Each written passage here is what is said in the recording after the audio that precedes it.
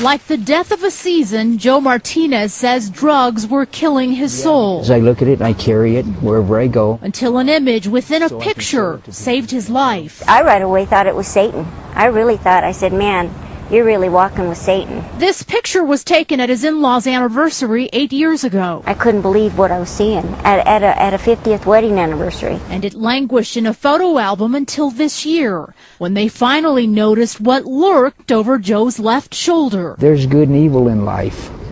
There's the good on the right-hand side of me, and there's the evil on the left-hand side of me. It looks like a dog, but Joe says it was a demon. This is interesting. We showed the photo to Rocky Mountain Paranormal Research Society, which has studied unexplained phenomena for 10 years. The majority of the cases, 99% of the cases, are explainable by other means. This one, though, he says he doesn't have enough evidence to make a determination. That's very strange. This photo expert of 20 years says the picture looks authentic. It doesn't look like it was double printed or spliced in any way. There's true grain. The grain is the same all throughout this photograph, so it's uniform. I carry it wherever I go. The Martinezes say they know the image is real. I always pray to the Lord and told him, look, you know, I can't do it alone. And they credit it with helping Joe's recovery. I'm going to stay clean. It's a reminder that the solemn season of his past is behind him. I have to, because I got no other, there's not another high left in me.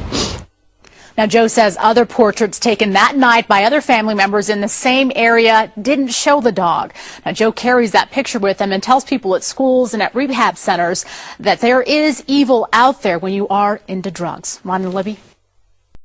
Go. Here's the rest of it. And they said I was bonded with the universe.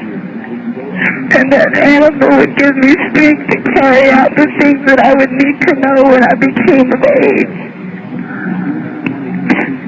And then after it happened, they killed the animal and they poured his blood all over me.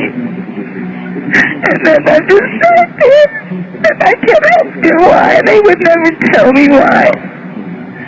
They said that the blood covers and protects. That's all they would tell me. Well, Rebecca, that is a perversion of scriptural truth, because it is the blood of Christ that covers and protects us and forgives us from all sin. You can help me? The first thing we can do is pray for you. Does it hurt? It doesn't hurt. Do I have to cut myself? You do not have to cut yourself. In the name of our Father in heaven and His Son, the Lord Jesus Christ, we just pray right now for the peace and comfort of God to come upon Rebecca. We bind all the powers of darkness, and I place the blood of Christ on Rebecca right now. You are bound. And Rebecca is being loosed. Rebecca is being loosed by the power of Jesus Christ. What's happening? Don't worry, Rebecca. God is in control. Don't you worry. Who are you? Who are you? The keeper? You are not the keeper. My guardian. You are not the guardian. Who am I? You are subject to Jesus Christ. You who call yourself keeper, is Jesus Christ Lord? To whom does she belong? Right now, she belongs to my master. She will not continue to belong to him. We'll do everything we can to terminate her. You can't terminate her. I'm so confused. You who call yourself the keeper, speak to me. In the name of Christ, you speak to me. What? you let her go? Why should I let her go? She belongs to me. Not forever. I was sent here to protect her, to guide her, and to lead her. Jesus Christ came here to die for her. She has not yet made that choice. She will make that choice, and you know very well it's a miracle that she called. It's a miracle she called today, isn't it? Isn't it? Isn't it? Someone out there was praying for her. Well, that's your problem. How many more of you are there? How many people? How many more of your kind? There are hundreds. Well, the hold is being broken. No. Yes. No. Yes, and you know very well it is being broken. God did not have her call me by an accident, and God would not have thousands of people praying right now. And you know very well that your hold is being broken now. We will have her on our Hallows Eve. No, you will not have her on your Hallows Eve.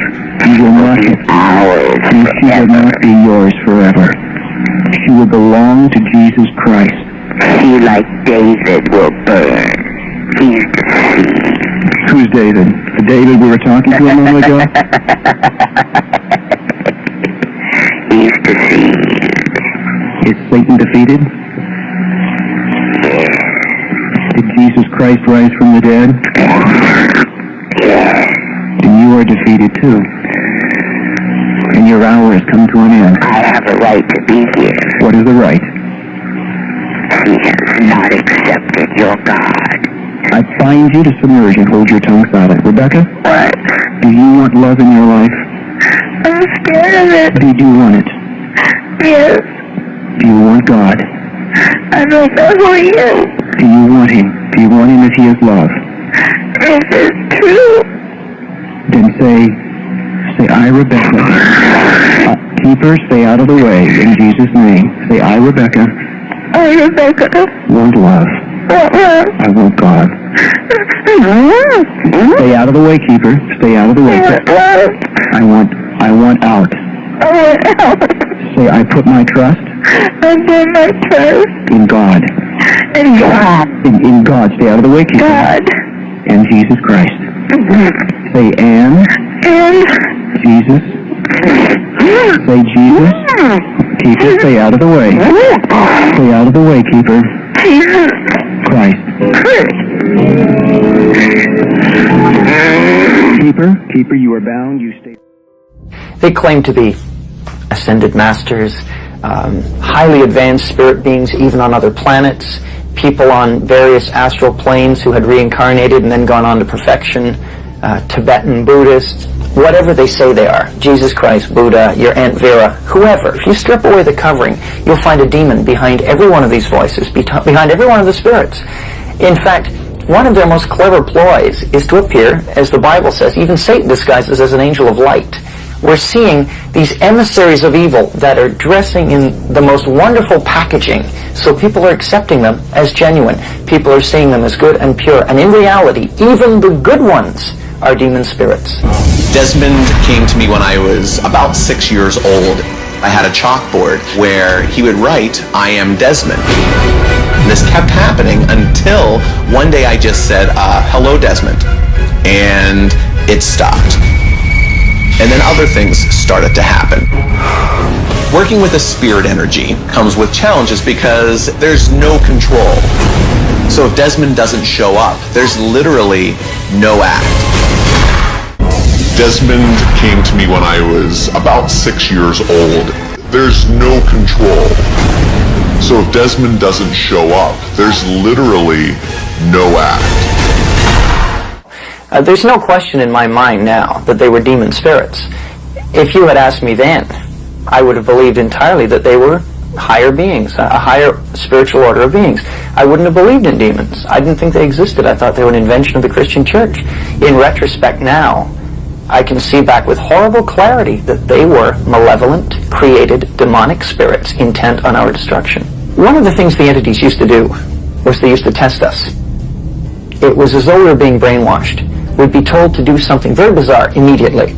Or we'd be told to go at midnight to this certain forest that was very, very terrifying to us because there had been a number of manifestations there. We'd be told to go alone there at midnight and stay there for an hour and then come home.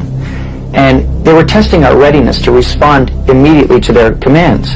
And we were not to test them ever, because they always said proof comes to those who do not ask for it.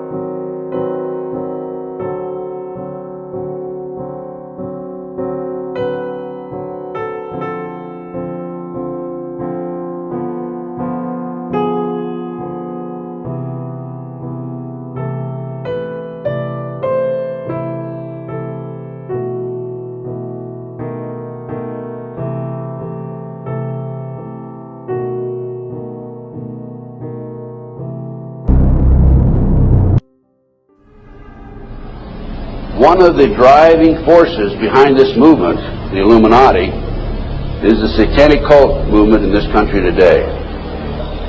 So I began my little journey forward.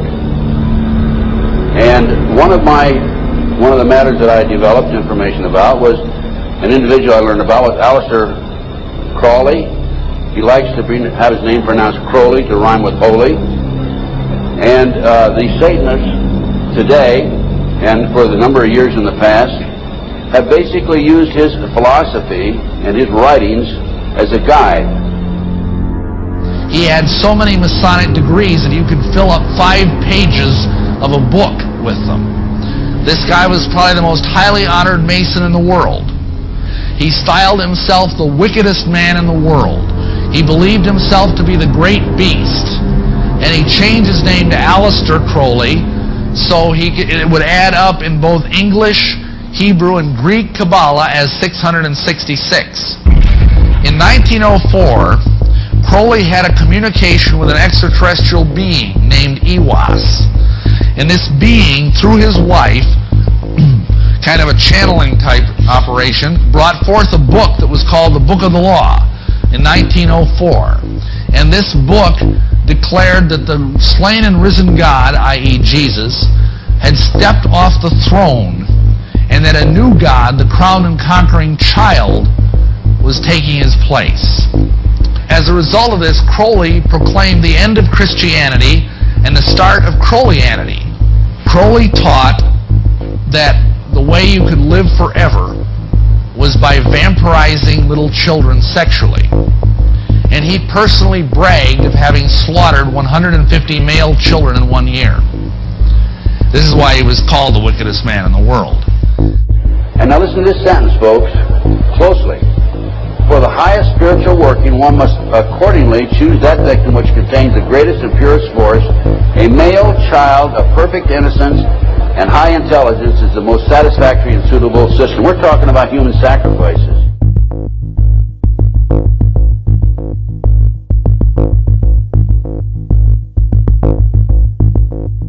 And they'd also drug them up, and they'd take a sacrificial knife and they'd start from the chest and move all the way down to your abdomen.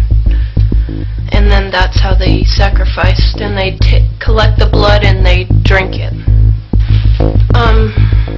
When the mid-September through mid-November, they sacrifice babies, and nothing but babies, because they need the pure blood of the untainted children. And I didn't understand what it was like. I just can't believe I'm seeing this every year of my life. I've experienced that, and that was the hardest part for me. Is like hearing those babies literally scream and cry, and then seeing their blood flow. The little boy was taken to a basement. He was crucified alive. First he was skinned. Why is it that no one knows this? Because there's Satanists in the police force and also in the government, the army. They're everywhere. They're even on the council of the representatives of the United States also. And they're silenced because this is not being exposed because they don't want it to be exposed. Because they're really good at lying and hiding things. Rebecca, what happens to the people that want to come out of Satanism? They get killed. They get followed, they get taken, they get sacrificed in front of the congregation of the Satanic Church. Why?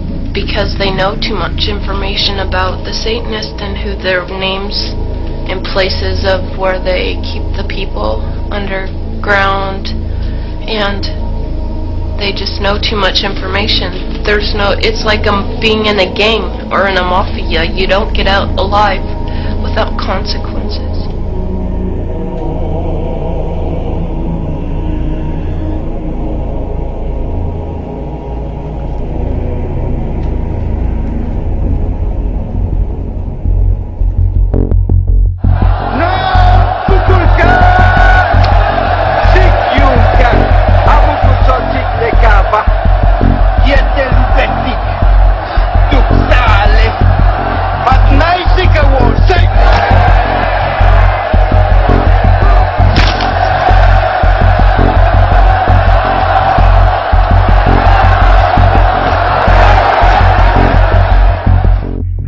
Control the world by bankrupting their own businesses. The Illuminati owns most, I would say 99 9/10 of the stores that you walk into and shop and the gas stations you go to. And they are going to destroy them on purpose. And the idea of taking over is to bankrupt the whole world where nothing is of any value and the currency does not exist anywhere, and then come back and solve all the problems.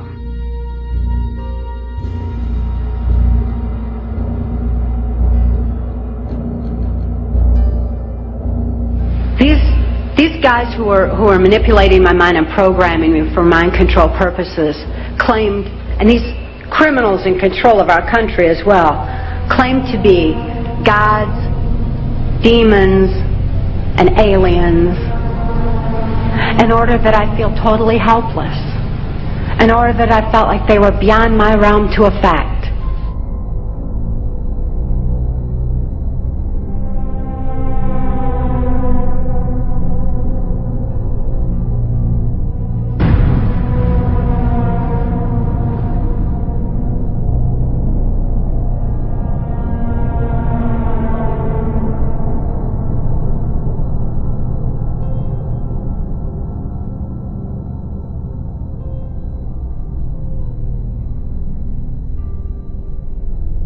Why do they keep the aliens in a Faraday-shielded environment?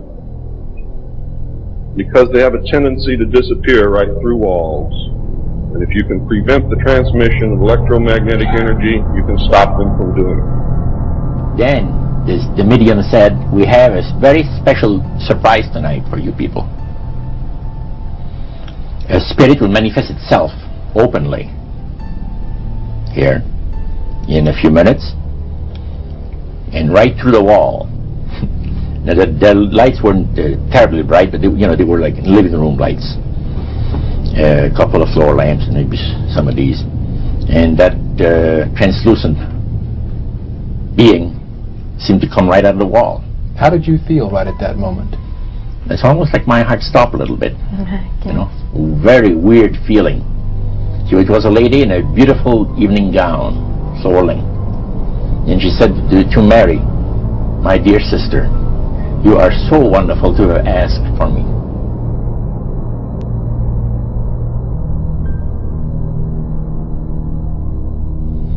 So, you said the supposed spirits of the dead that you're talking with are demon spirits. They're fallen angels. They're beautiful beings. Just set it out, just like that. Oh yeah. It didn't make you uneasy when he said they were... Well, it shocked you a little bit, something that you first hear mentioned to you. He said, you guys have got a great future ahead of you. Because we've been told, the high priest of our society, secret society, has been told that the master has very special plans for you too. Now, what did he mean by the master? Satan.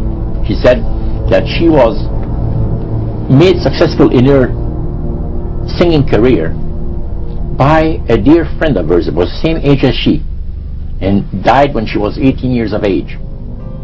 And Loretta was trying to get into the singing world, you know, but she says, I had no success at all.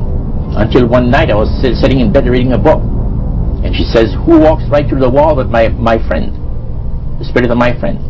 And she says, Loretta, I'm going to make you a very famous person in singing Western country music, and I will be with you all the time. She said, her voice went through me, the power. See? And you saw this in a television documentary? Yeah.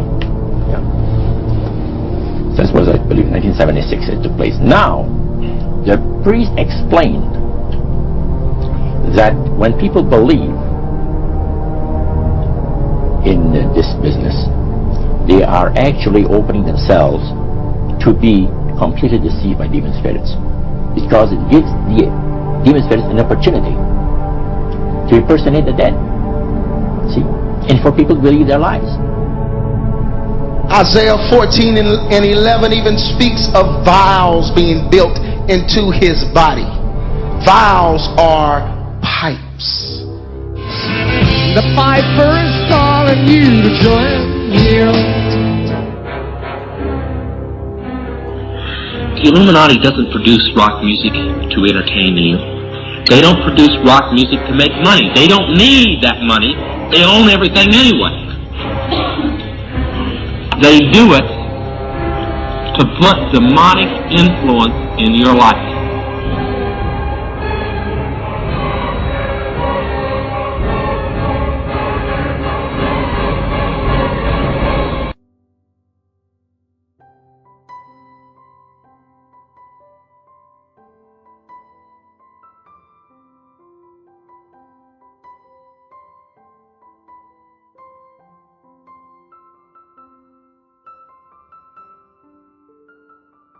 My mother had psychic experiences really since she was a child and through her teens and adult life, but she tended to ignore it.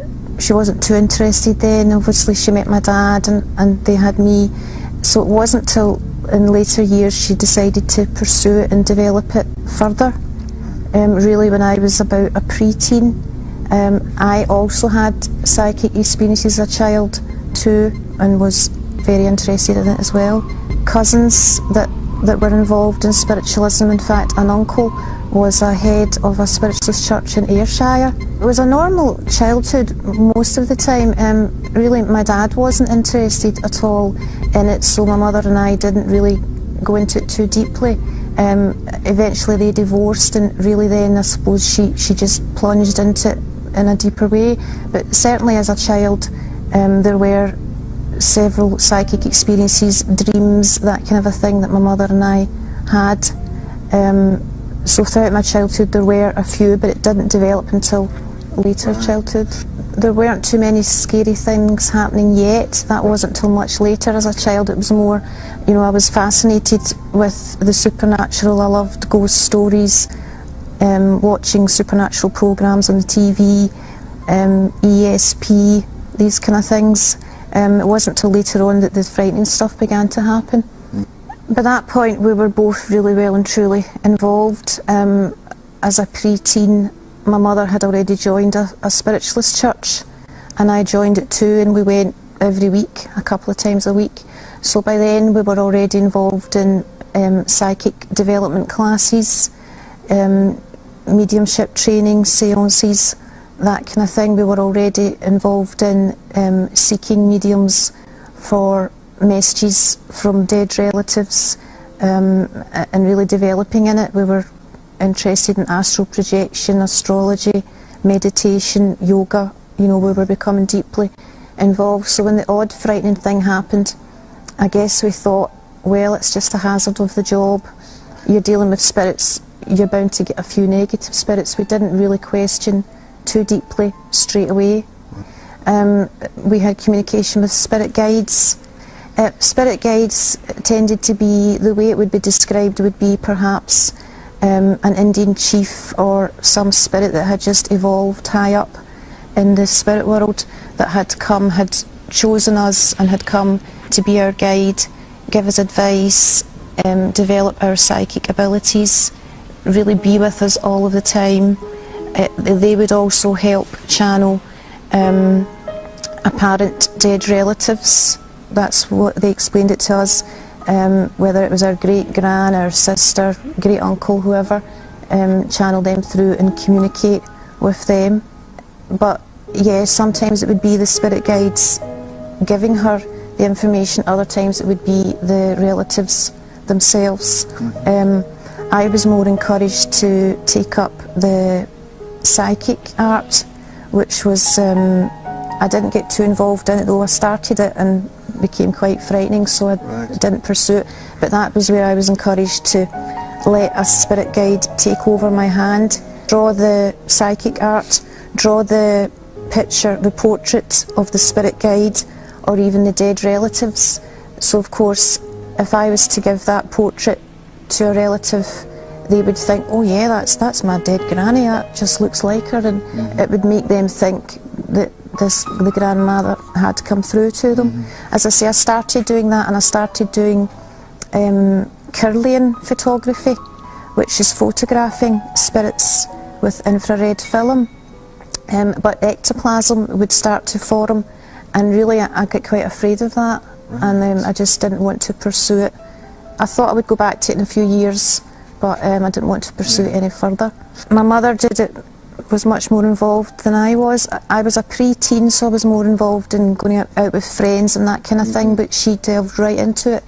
She would allow spirit guides to take over her hand, and she would write screeds and screeds and pages of so-called sacred writings. A good friend at the time, she was a Catholic girl, and she told me the Bible said you shouldn't do that, and I asked her, well, why?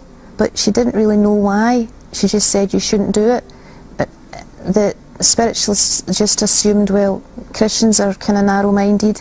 The Bible, they didn't really believe in it. And some Christian spiritualists even said, well, they sometimes spoke to Jesus, that he was just a psychic, he was just a medium, and they sometimes channeled through Jesus, and it was all kind of mixed up. So at that point, I thought the spirit guides were truly who they claimed to be, and the dead relatives were truly who they claimed to be. As I say, if a poltergeist activity did occur, spiritualists would explain that in the sense of, well, sometimes you do get a mischievous spirit that manages to get through and that kind of thing. Most mediums and spiritualists and psychics that we knew were lovely, lovely people, genuine people, kind people. I think that's why a lot of them were attracted to that, because they felt they could help others, they could bring comfort to people, guidance, direction, predictions about their future, prophecies, they could help people. So it seemed a lovely religion to be in. It seemed, helpful and everything like that. There would be psychic premonitions and dreams, even about what would happen on the news next week, that kind of thing, that would all be very accurate and come true. There would be messages for people about their deceased relatives where you wouldn't think it was fake or a charlatan was involved, because the information would be so accurate. Names, dates, places, descriptions of the deceased person, their personality, phrases they might use a lot. You wouldn't think it was fake at all. Studying astral projection, reincarnation, just the whole host of New Age activities that surround that whole area. Their faces and their body kind of changed, where their face would subside, and the dead spirit's face and features would come over.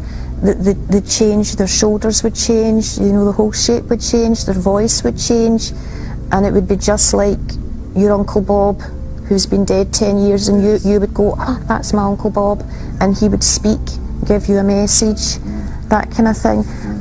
To be honest, that scared me. I only went to a few of those, but my mother certainly went to more because she was developing towards becoming a medium. She was going through all the development classes, and she was coming on leaps and bounds. But what started to happen was she could no longer control the spirit guides. They were now choosing when to come through her. She could be, I was with her a few times at the shops, walking along the street, and the spirits would come through her, take control when she didn't want to, and take over. Really, they did it to such an extent where her life was not her own anymore. At this point, she wanted out because there was so many spirit voices. They all wanted to give messages to the neighbours, to passers-by, she just, you know, it was getting to the point where she didn't know her own thoughts anymore because they were always talking through her. So she tried to get help from the mediums in church and other psychics that we knew. They tried to help, but it wasn't really helping. And we started to also, round about this time, heard rumours of lots of other psychics who were going through the same thing, even mediums who were trained, who were having this problem or having poltergeist activity in their house, and they weren't able to cleanse it or to control it. So that we started to get disillusioned with it then. So we thought, why now have our spirit guides turned against us? They attacked my mother, they threw her about the house. I was talking about shopping. Several times she was picked up and thrown over cars, over the bonnets of cars, that type of thing. The dead relatives, like apparently my grandmother and that kind of thing, had always been kind and given advice. Suddenly they turned against us and would shout obscenities at us. So it was confusing as to why is this happening, and is there another power actually behind? They're not really our relatives after all, or our spirit guides after all. Really, because of what was happening in the house, my mother was losing control. The spirit guides were harassing her so much. Sometimes they would force her into a trance. Once the kitchen went on fire and she didn't realise it happened. The whole kitchen was up in flames because they had took her away in a trance, and she didn't know, she just didn't know what was happening. So that's what made me question it. I stopped going to the spiritualist church then, although I actually still believed in it because it's all I ever knew. Eventually I went to university. I was in second year studying psychology, and a lady, a Christian, came alongside me. We became friends, and by this point my mother was taken and put into the psychiatric ward because the spirit guides were telling her to kill neighbours and kill people. So the police were getting complaints about my mum, the doctor had complaints about my mum. She felt she had to do it because the spirit guides were telling her to do it. So, but then it was obvious our mind was so badly affected. So I told Susan this, and she surprised me by saying that Jesus could help with this. Well, I hadn't read the Bible before, so I wasn't very sure at first whether or not to believe her. But she explained that she went to a Pentecostal church where some of the members had been involved in spiritualism before, or psychic phenomena before, and they had had horrible experiences too, whether poltergeists or similar experiences. But once they became a Christian and asked Jesus into their heart, Jesus had cleansed their house where mediums before had failed to cleanse their house. So that was beginning to make sense to me. The more she said Jesus could cleanse your house, well, my mother's house was still haunted, my flat still was not so clear. And then she said there's a Christian coming with the gift of prophecy. Now that attracted me because as a spiritualist I was used to prophecies, gifts of predictions, abilities to heal, miracles, all that kind of thing. And I didn't know that some Christians had these gifts. I just didn't realise that. And she explained to me, yes, Christians can have the gifts of healing, prophecy, tongues, miracles, signs and wonders. So as a psychic I thought, wow, that attracted me. so I went along because a prophet was there, but obviously I heard the gospel and I heard about Jesus, and for the first time I thought, gosh, you know, this could be real, and I hadn't really considered before that it was real. The presence of God was there and touched me for the first time. Well, that night I went home and I hadn't really looked at a Bible before, but strangely enough, that day before we went to the church, I had a Bible ready to take to a charity shop. So it was sitting at the front door, but as soon as I got in, I opened the Bible. And I was starting to get a bit confused because I thought, well, maybe Jesus is just a psychic.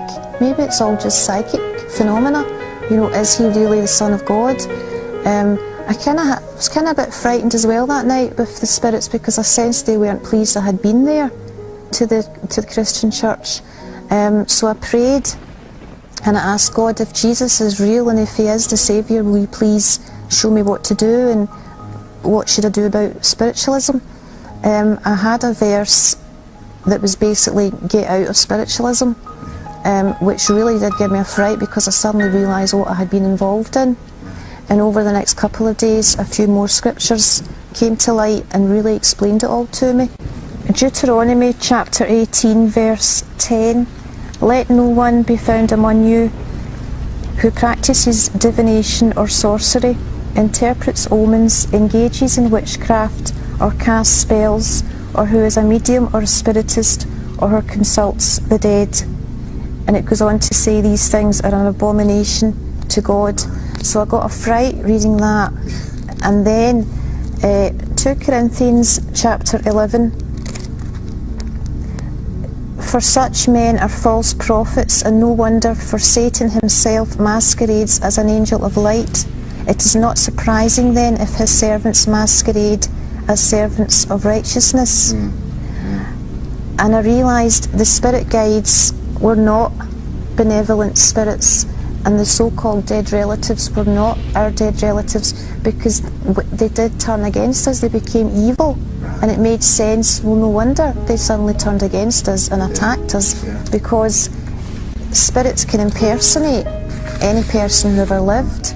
They were masquerading as our relatives and pretending to be them. Just they were imposters, basically. Everything involved in the occult, I burned it or destroyed it in other ways and just repented of it. Obviously needed to ask Christ to forgive me for that, cleanse me for that, have deliverance ministry for it, just have the whole past wiped out. It was easy to throw everything out and destroy everything, because when you suddenly realise these spirits are demons and evil spirits, you don't want anything to do with it. So it was easy to clear everything out, but the thought processes, the memories, the deliverance was more of a process, and that doesn't happen overnight. But with Christ you do walk through that, and he does lead you through that. If anyone has dabbled in these things, you really do need specific prayer for that to be totally set free from it. Absolutely. I think it'd be quite difficult to continue your Christian life without having that all dealt with and totally be set free from it, to really be able to grow and mature as a Christian. Also, when you were so used to dealing with spirit guides and getting advice from them, there could be a kind of a vacuum if you don't turn to the Holy Spirit straight away and seek him for guidance and advice and comfort. Yeah. Laura, thank you so much for sharing things with us today. It's been great, and what a change has taken.